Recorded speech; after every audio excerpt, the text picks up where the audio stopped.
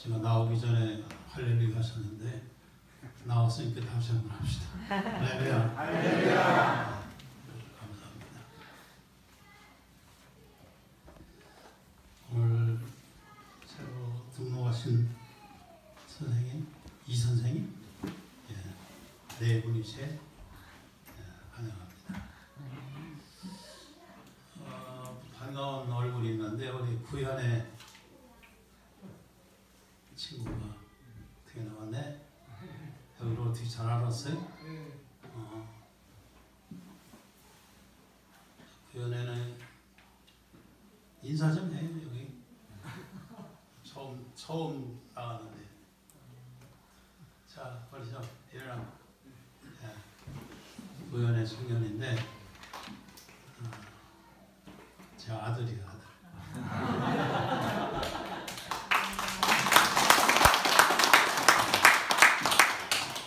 우리 큰아들하고 친구인데 우리 큰아들이 외국에 가서 살기 때문에 큰아들 역할을 저 친구가 하고 있어요. 제가 좀 아쉬운 일이 있을 때마다 불러다가 일도 시키고 도움을 많이 받고 있는데 아주 좀 든든합니다. 제가 옆에 이렇게 있으니까 든든해요. 고마워.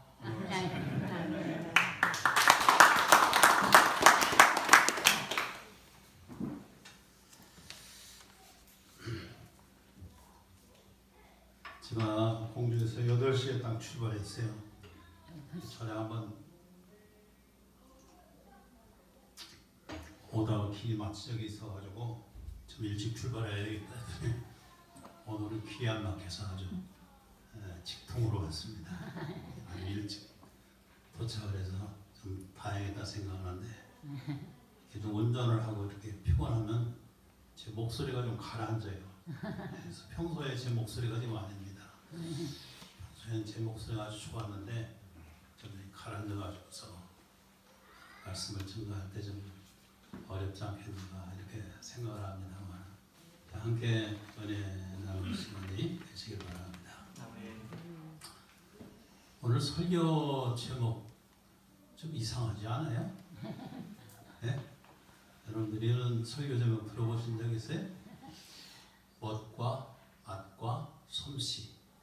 우리 신앙생활에는 멋이 있고 우리 신앙생활에는 맛이 있고 그리고 우리의 신앙생활을 통해서 우리에게 삶에 대한 솜씨 이것을 주는 것 이것이 멋과 맛과 솜씨라. 이렇게 목사 설교 부탁을 받고 무슨 설교를 해야 되나 이렇게 좀 고심을 하고 있다가 한 2주 전에 제가 다니는 교회 예배 참석해서 아침에 이렇게 묵상하고 기도하는데 언뜻 이 생각이 떠오르더라고요. 이번에 가서는 바로 이 제목으로 설교를 좀 해야 되겠다 이렇게 생각해서 한 2주 동안 구상을 하고 설교할 준비를 하고 왔습니다. 내가 신학교에 다닐 때가 1960년대입니다. 59년에 신학교에 입학하고 60년 초까지 이렇게 신학 공부를 했는데 그때 신학계, 한국 신학계에 가장 대표적인 그런 신학자들이 몇 분 계세요. 그 중에 한 분이 우리 감리교의 학장이셨던 윤성범 박사라고 하는 분이 있었고 또 그 외에 여러분들이 있습니다면서도 그때 그 신학의 하나의 타이틀 신학을 얘기하는 그런 분들 가운데 가장 많이 얘기했던 그런 얘기가 뭐냐면 어떻게 하면 신학을 토착화하느냐는 얘기입니다. 신학의 토착화. 이 신학은 되게 우리가 생각하는데 외국에서 이렇게 왔잖아요. 서양에서 이렇게 온 그런 학문이기 때문에 이것을 물론 그대로 받아들이는 것도 좋지만 그것을 어떻게 하면 우리 한국화하느냐, 한국의 언어로, 한국의 어떤 정신으로, 한국의 그런 사상으로 이 신학을 표현할 수 있겠느냐 하는 그런 신학적인 토론을 또 연구를 아주 굉장히 활발하게 했고 거기에 많은 영향을 받았어요. 그때 그 윤성본 박사라고 하는 분이 그분이 그 한국적 신학이라고 하는 그런 하나의 주제를 가지고 그 캐치프레이즈를 내걸은 것이 뭐냐면 못과 맛과 솜씨라 하는 그러한 말을 가지고 서양적인 그러한 신학을 한국적인 신학으로 이렇게 토착화시키는 이와 같은 강연을 많이 하신 그런 기억이 있습니다.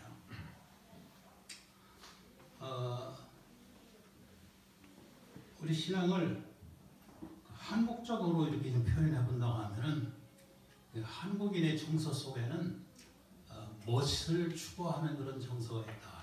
한국 사람들이 그 어떤 삶의 멋을 추구하는 그런 정서가 있고 또 맛을 추구하는 그런 삶의 맛을 추구하는 그런 정서가 있고 그리고 이를 위해서 솜씨 어떻게 이것을 추구하느냐 맛과 멋을 내는데 필요한 솜씨를 어떻게 이루어가느냐 하는 그것이 바로 신학적인 용어로 접속을 시켜가지고서 여기에 대한 것을 표현을 했습니다. 근데 오늘 봉독한 사도 바울의 이 말씀 속에 보면 우리 그리스도인이 가져야 될 신앙적인 삶의 기본을 세 가지로 봤어요. 세 가지로 봤는데 하나는 뭐냐면 기뻐하라. 기뻐하라. 그 다음에 기도하라. 그리고 마지막에는 감사하라. 이것이 사도 바울이 우리 그리스도인에게 제시한 우리의 신앙의 기본입니다. 그래서 항상 기뻐하라. 쉬지 말고 기도하라. 범사에 감사하라. 이것이 신앙의 하나의 3대 주제라고 하는 그런 말씀. 그러면서 그 결론은 뭐냐면 이것이 하나님의 뜻이니라. 하나님의 뜻입니다. 그러니까 기뻐하는 것과 기도하는 것과 감사하는 것. 그것이 하나님의 뜻이다. 하나님의 목표하는 하나님이 우리에게 향하신 가장 목표하는 하나님의 의지가 어디에 있느냐? 바로 여기에 있다. 그래서 데살로니가전서 4장 3절에 보면 이렇게 얘기했어요. 하나님의 뜻은 이것이니 너희의 거룩함이라. 하나님이 우리에게 원하시는 뜻이 있어요. 뜻이 있는데 그것은 우리가 거룩해지는 거다. 그리스도인의 삶의 궁극적인 목적은 어디냐면 거룩함이 있는 거예요. 오늘은 sanctification이라 우리 감리교회 창설자이신 요한 웨슬리 목사님이 가장 강조한 말씀 바로 이거예요. sanctification, 거룩함. 우리 그리스도인이 추구하는 바는 뭐냐면 거룩함이다. 그런 얘기예요. 근데 이 거룩함을 이루는 3대 요소가 뭐냐면은 오늘 이 데살로니가 전서에서 나오는 이 세 가지 하나의 타이틀입니다. 그래서 기뻐하라, 기뻐하는 것. 그 다음에 기도하라, 그 다음에 감사하라. 그런 말씀이에요. 이 세 가지는 공통점이 있습니다. 하나는 어떤 세 가지 공통점이 있는데 하나는 일관성의 공통점이에요. 일관성. 여기 기뻐하라, 또 기도하라, 감사하라고 하는 말 앞에 부사를 사용했죠. 부사가 뭐냐면 항상 기도하라. 그 다음에 쉬지 말고 기도하라, 범사에 감사하라. 이런 말이죠. 이 세 가지 단어는 일관성이 있는 단어예요. 기도나 기뻐하는 거나 감사하는 것은 일관성 있게 하라 하는 게 하다 말다 하는 것이 아니다는 얘기. 예? 하고 싶으면 하고 말고 싶으면 말고 또 이렇게 기분에 따라서 하다 말다 하는 것이 아니라 환경과 조건과 어떤 인간의 기본적인 기분에 의해서 좌우되는 것이 아니라 일관성 있게 언제나 끊임없이 변함없이 이렇게 기뻐하고 또 기도하고 감사하라 하는 이러한 첫 번째 공통점이 있다면 두 번째 공통점은 뭐냐면 연관성의 공통점입니다. 이 세 가지 개념은 서로 연관을 가지고 있다는 그런 얘기. 기뻐하는 것과 기도하는 것과 감사하는 것은 삼각관계예요. 삼각관계. 서로가 원인과 결과를 가져다주는 그런 삼각관계. 기쁨이 있을 때 기도가 있고, 기도가 있을 때 감사가 있고, 감사가 있을 때 기쁨이 있고, 이렇게 삼각관계에 연계가 돼가지고 서로가 서로의 원인이 되고 서로의 결과를 가져온다 하는 그런 측면에서 이 세 가지의 연관성의 공통점을 가지고 있다, 이렇게 보고 있습니다. 세 번째 공통점은 뭐냐면 소통의 공통점이라고 하는 것이, 이 세 가지가 소통의 공통점이다 하는 거예요. 기쁨은 어떤 소통을 가져오냐면, 기쁨이라는 것은 사람과 사람 사이에 소통하는 거예요. 기쁨은 사람과 사람 사이를 소통하게 하는 그러한 요인이야, 이렇게 볼 수 있어요. 빌립보서 4장 4절에 보면 항상 기뻐하라. 너희 관용을 모든 사람에게 알게 하라. 관용과 기쁨. 이 관용이라는 게 뭡니까? 사람과 소통하는 거죠. 사람과 마음과 마음을 서로 사람끼리 소통하는 것. 이 가운데 기쁨이 있다는 얘기예요. 소통할 때 기쁨이 있다. 에베소 6장에 있는 말씀에도 그렇게 표현해서 기쁜 마음으로 섬기기를 주께 하느라라. 섬긴다고 하는 말이 사람과 사람의 그러한 소통의 관계를 표현하는 거죠. 이게 기쁨이라고 하는 것은 사람과 사람 사이를 소통하게 하는 그러한 하나의 역할을 하는 것이라 이렇게 볼 수 있고, 그 다음에 기도라고 하는 것은 뭡니까? 기도는 하나님과 소통하는 관계예요. 하나님과 나와의 사이에서의 그런 소통, 하나님의 뜻을 듣고 내 뜻을 하나님께 아뢰고 하는 이러한 관계가 기도죠. 기도. 그러니까 하나님과 우리가 소통하는 관계에 필요한 우리의 영성은 뭐냐면 기도하는 사람이다. 기도. 그 다음에 세 번째 감사라고 하는 것은 뭐냐면 자기와의 소통입니다. 우리가 감사한다고 하는 것은 나와 나를 소통하게 만드는 그런 역할을 하는 것이 감사라고 하는 사실입니다. 오늘 이 본문 데살로니가 전서 그 기록의 배경은 뭐냐면 기독교인, 초대 기독교인이 환난을 당할 때 됐어요. 핍박을 당할 그런 상황입니다. 그런데 그런 핍박을 견디고 이것을 극복하는 데 있어서 가장 필요한 것이 뭐냐면 감사하는 마음을 가져야 된다는 얘기입니다. 감사할 때 저희들이 처해 있는 그런 환난과 핍박을 극복할 수 있는 그런 모든 힘과 능력, 이런 것들이 바로 감사라고 하는 얘기예요. 그래서 감사하는 것 말하면 자기와의 소통이라는 얘기입니다. 사람이 어려움을 당할 때 자기와 소통되지 않는 그러한 경우가 많아요. 내가 왜 이런 신세를 지는가? 내가 왜 이런 고통을 당하는가? 내가 왜 이렇게 불쌍한 사람이 됐는가 하는 자기 원망 속에 가려있는 사람은 자기와의 소통이 안 되는 사람이에요. 되게 우리가 갑작스럽게 큰 병에 걸리게 되면 처음에 가장 어려운 것이 뭐냐면 바로 그거라고 합니다. 의사들이 하는 얘기가 내가 왜 이런 신세가 됐는가? 내가 왜 이런 중병에 걸렸는가? 이때가 가장 힘들다는 거예요. 근데 시간이 지나면은 그걸 받아들이는 거예요. 내가 이 병에서 내게 어떤 가르침을 주고 이걸 통해서 내가 내 삶을 어떻게 유익하게 할 것인가 하는 것, 이것은 자기와의 소통입니다. 그런 그 소통의 관계를 형성하는 것이 뭐냐면 감사다 하는 거죠. 이렇게 해서 이 세 가지 언어는, 이러한 용어는 이와 같이 공통점이 있어요. 일관성의 공통점, 서로 연관성의 공통점, 그 다음에 소통의 공통점이 있다 하는 그런 말씀입니다. 이러한 전이해를 가지고 저는 기쁨과 기도와 감사를 우리 한국적인 삶의 표현으로 한다고 하면 어떻게 표현할 수 있겠는가 하는 것에 대해서 몇 가지 말씀을 드리려고 합니다. 첫째로 기쁨은 신앙생활을 멋지게 하는 것이다. 기쁨의 생활을 해야 그 사람의 영성이 신앙이 멋진 사람이 된다.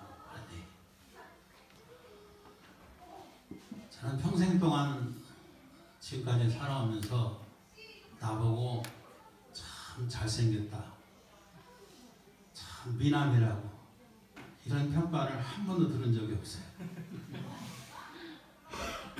내가 그렇게 못나게 봤는지 그런지 모르겠지만 사람들이 나보고 참 잘생기셨습니다, 참 미남이십니다 이렇게 평가하는 사람은 한 사람도 없더라고요.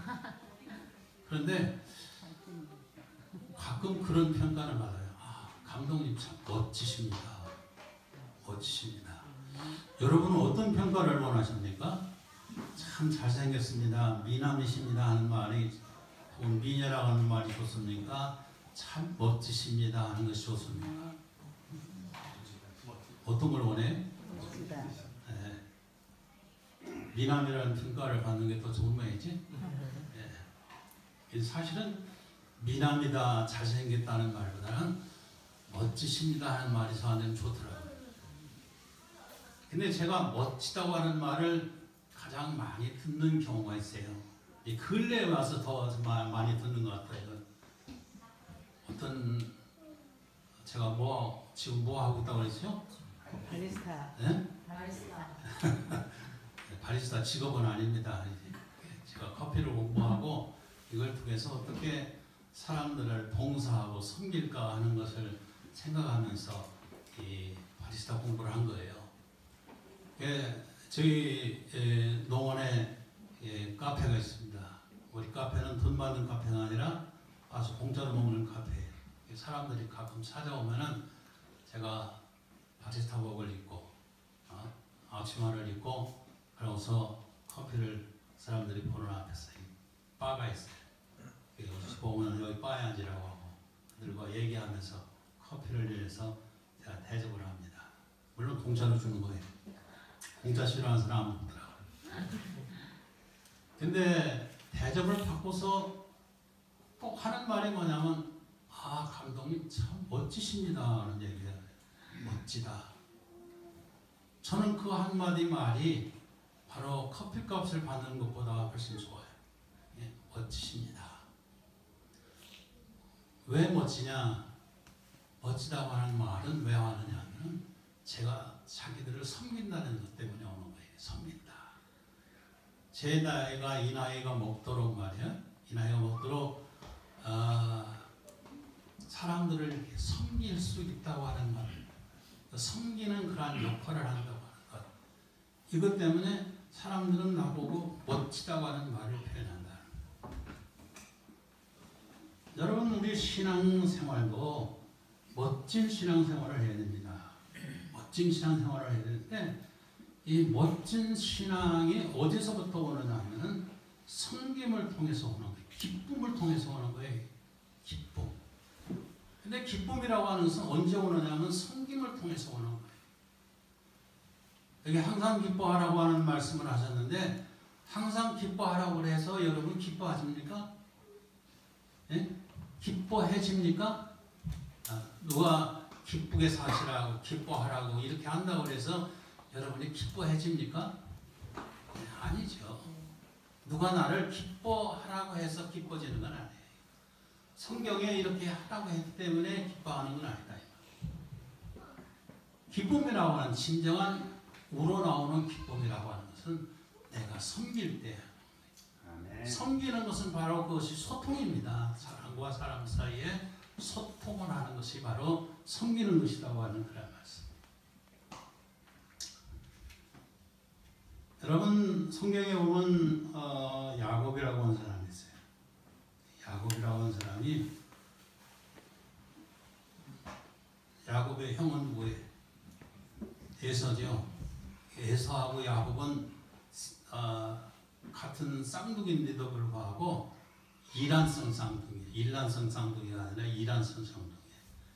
그래서 형 에서는 아주 좀 거칠게 생긴 사람이에요. 몸에 털도 많고 말이에요.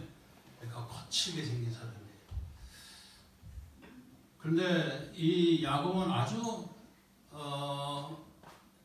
예쁘게 생긴 사람이에요. 예쁘게. 몸에 털도 안 나고 말이에요. 그래서 그 엄마가 계속 좋아했어요. 야곱을 좋아하고. 그 아버지는 누구를 좋아했냐면 에서를 좋아했어요. 거치고 남성스럽고 말이에요. 그런 거. 그러니까 어떤 면에서 외모로 볼 때 에서는 멋진 사람이에요. 근데 야곱은 멋진 사람이 아니라 미남이야. 잘생긴 사람, 미남인데 미남이지만서도 좀스러운 사람이 좀스러운 사람.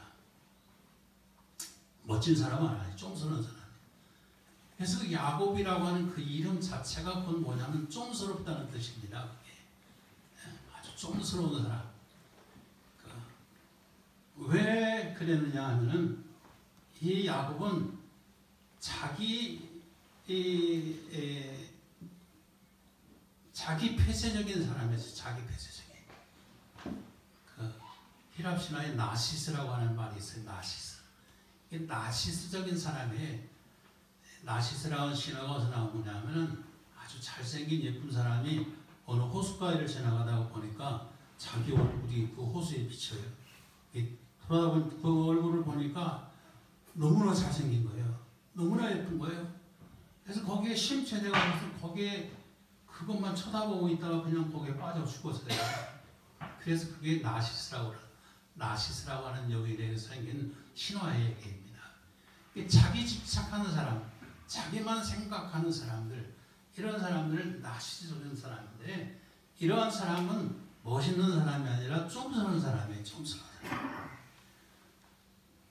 기쁨이라고 하는 것은 뭐냐면 좀스러움에서 나오는 게 아니에요.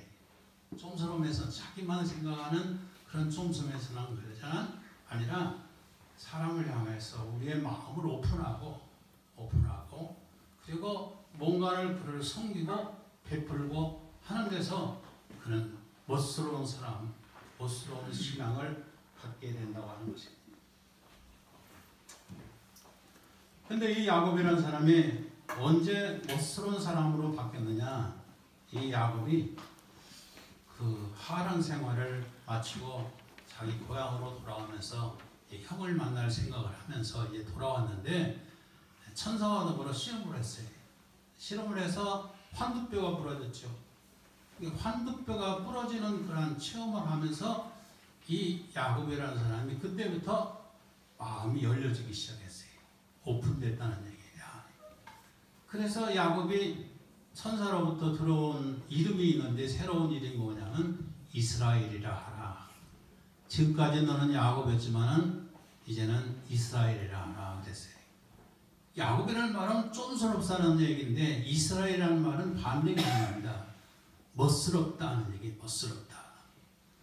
물론 그 진정한 의미는 뭐냐면은 너는 사람과 하나님과 결혼해서 이겼다. 승리했다. 겨루어 이겼다. 이 겨루어 이겼다고 하는 것은 멋진 자가 됐다고 하는 표현이죠. 멋진 사람. 사도 바울은 기쁜 마음으로 사람들과 소통할 때 기쁨은 생기는 것이다 하는 얘기입니다. 빌립보 4장 4절에 있는 말씀과 같이 항상 기뻐하라. 너희 관용을 모든 사람에게 알게 하라. 에베소 6장 7절에 기쁜 마음으로 섬기기를 주게 하더라. 거꾸로 말하면은 섬기는 것이 기쁨을 가져다 준다는 것은 섬길 때 그것이 우리에게 기쁨을 준다. 우리 신앙생활을 멋스럽게 하려면은 바로 기쁨 생활을 해야 되는데 그 기쁨은 섬길 때 온다고 하는 사실. 오늘 이 말씀을 여러분 주시하시기 바랍니다. 아멘. 우리 기독교인들이 좀 멋스러운 사람이 돼야 돼. 좀스러운 사람이 되지 말고 멋있는 신앙, 영성을 가지는 그러한 성도가 되어질 수 있기를 바랍니다. 아멘. 둘째는 기도입니다. 기도는 하나님과 소통하는 것이고 이는 우리의 신앙생활을 맛스럽게 하는 것이다. 기도는 우리의 영성을 맛있게 만드는 역할을 하는 것이 기도다 하는 거예요. 물론 기도는 정해진 시간에 하는 것만은 아닙니다.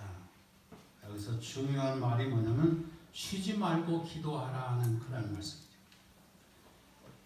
이것은 하루 24시간 동안 하나님과 소통하는 삶을 살아라는 얘기예요. 하나님과 소통하는 그러한 삶을 살아라.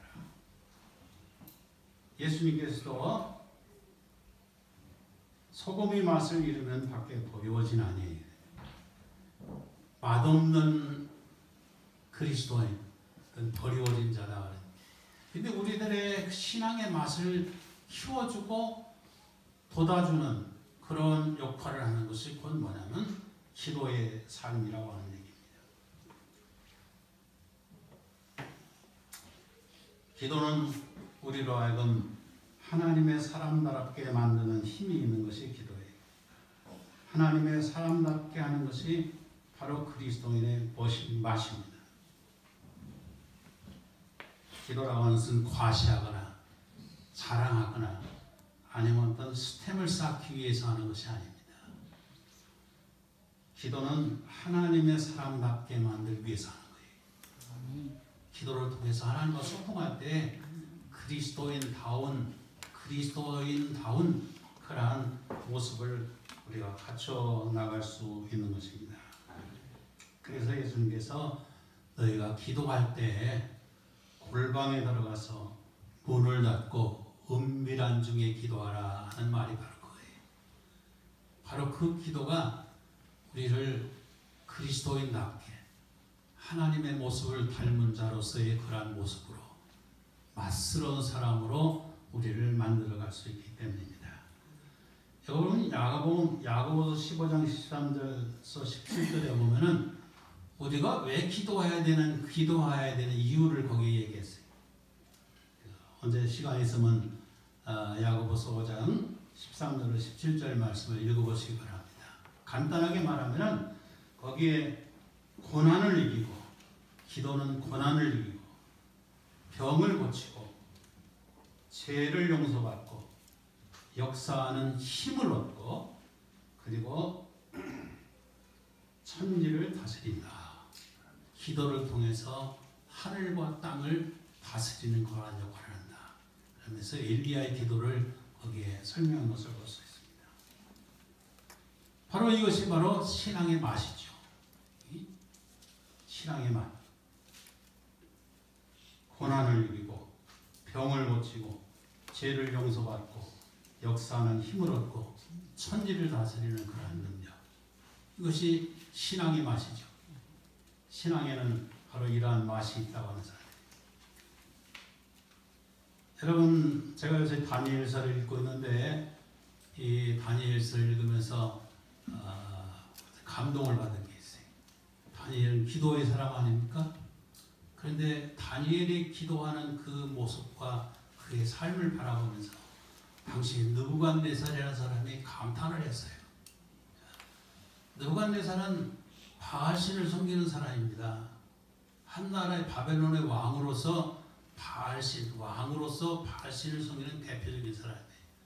그런데 다니엘의 기도 생활을 보면서 그가 깨달은 게 뭐냐면 너희 하나님이 최고다. 내가 믿는 하나님이 최고다. 야훼 하나님이 최고다. 이것이 느부갓네살 왕의 입에서 고백한 거예요. 그러니까 얼마나 이 다니엘이라는 사람이 느부갓네살을 볼 때 참 맛스러운 사람이다 하는 것을 깨달은 거죠. 그래서 그것을 그 입으로 고백을 했다고 하는 그런 사실입니다. 우리는 쉬지 말고 기도하라는 말씀을 마음에 새겨야 될 줄 믿어요. 우리 기도의 생활을 통해서 신앙 생활의 맛을 지키고 키워가는 사람, 우리의 신앙의 맛과 맛을 키워가고 지켜나가는 이러한 성도의 삶을 살아가야 될 줄 믿습니다. 마지막으로 사도 바울이 말하는 감사합니다. 이 감사라고 하는 말은 자신과 소통하는 거예요. 자신. 나와 나를 소통시키는 거를 감사라는 것.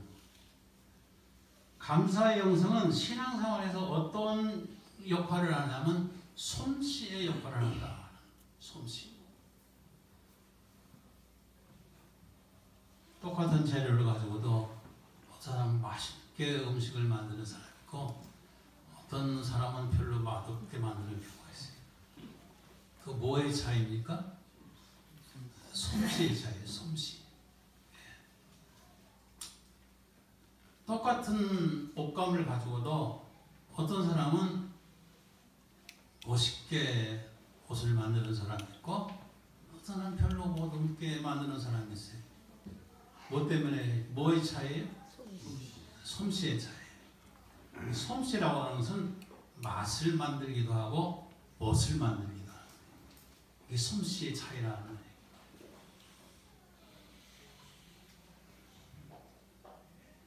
우리의 삶을 요리하는데도 솜씨가 필요하다고 하는 사람입니다. 음식을 만들고 옷을 만드는 것만 아니라 우리의 삶 자체를 만들어 가는데도 솜씨가 있는 사람이 필요하다. 솜씨라고 하는 것은 뭐냐면 삶의 지혜입니다. 솜씨는 지혜. 솜씨가 있는 사람이 되야 된다. 똑같은 상황에서도 지혜 있는 사람은 주어진 상황이나 환경을 이용해서 성공적인 삶을 만들어 갑니다.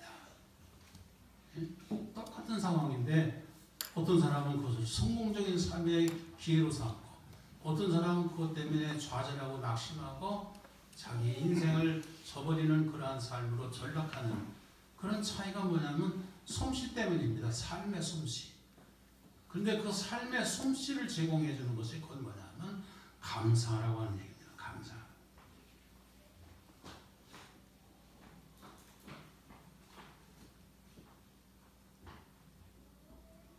데살로니가 전서를 쓸 당시의 상황은 그리스도인에게 환난의 때였어요. 환난의 때.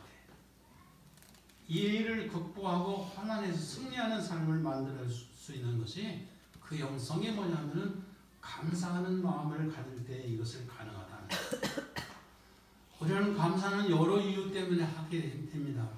그러나 그런 중에서도 감사는 우리의 삶을 지혜롭게 만드는, 우리의 삶 자체를 맛스럽고 멋스럽게 만드는 그러한 것이 바로 감사라는 겁니다. 여러분, 감사가 없으면 어떻게 되는지 알아요? 여기 성경은 이렇게 증언하고 있습니다. 디모데후서 3장 2절 말씀을 보면 감사가 없으면 어떤 사람이 되느냐? 사람들은 자기를 자랑하며 돈을 사랑하며 자긍하며 교만하며 해방하며 부모를 거역하며 감사치 아니하며 감사치 아니하는 것이 이런 것들이 원인이라는 얘기입니다. 자기 자랑하고 돈 사랑하고 자긍하고 교만하고 해방하고 요새 이 시국을 보는 말 같아요. 오늘 참 우리 시국이 정말 난감하고 참 위기입니다. 불행스러워요. 그런데 이 시국을 잘 요리할 수 있는 그런 지도자가 지금 없어요. 그게 문제예요. 이 시국을 잘 요리해서 이런 불안한 상태, 어려운 상황을 이를 잘 지혜롭게 극복하고 이것을 통해서 전화 이복되게 만들어가는 것, 이것이 지혜 있는 사람 아닙니까? 그냥 이 원망하고 좌절하고 욕하고 남 헐뜯고 닦아내리고 이렇게 하자니 어떡할 거예요? 그 결과가 뭡니까? 그 결과가 어떻게 돼요? 오늘 이 시국을 표현하는 거예요.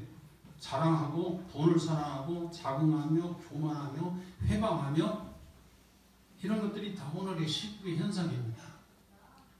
그런데 그 현상이 어디서부터 오냐 하면은 감사치 아니하는 데서 온다는 얘기입니다. 사람들의 마음속에 정서 속에 감사가 없다는 얘기예요. 그러니까 이런 혼란의 시대가 오는 이유가 바로 뭐냐면 그런 데서예요.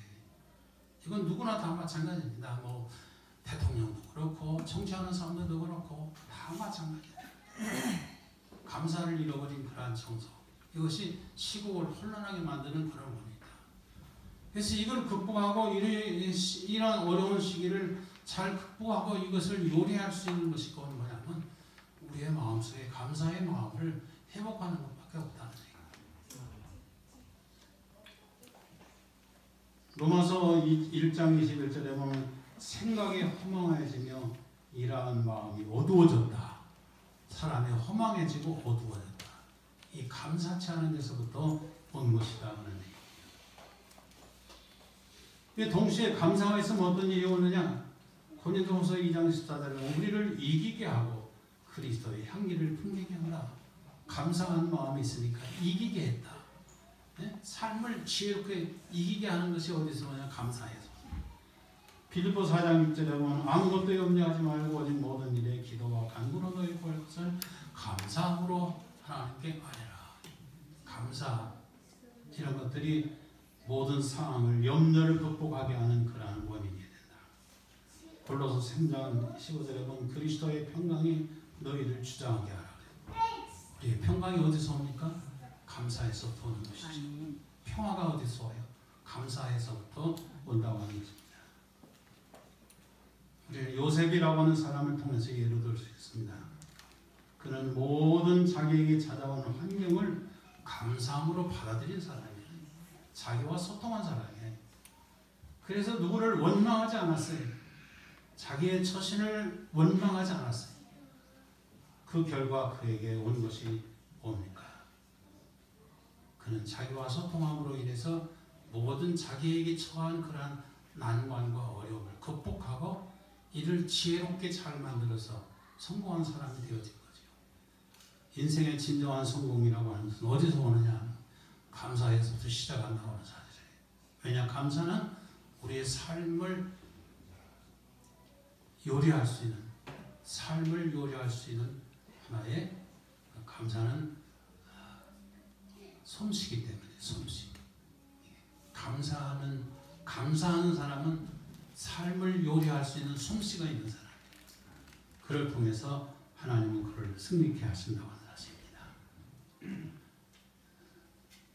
시간이 조금 지났습니다만 우리가 사도 바울이 가르친 데살로니가전서 5장 16절로 18절의 말씀을 꼭 기억하시기 바랍니다. 이 시대를 살아가는데 필요한 지혜예요. 기뻐하라, 기도하라, 감사하라. 오늘의 이 시대를 극복하고 승리하는 삶이 바로 이 기본에서부터 이 하나님의 뜻에서부터 이루어진다고 하는 사실을 감을 하면서 오늘의 이 말씀을 기억해 주시기를 바랍니다. 기도하시겠습니다.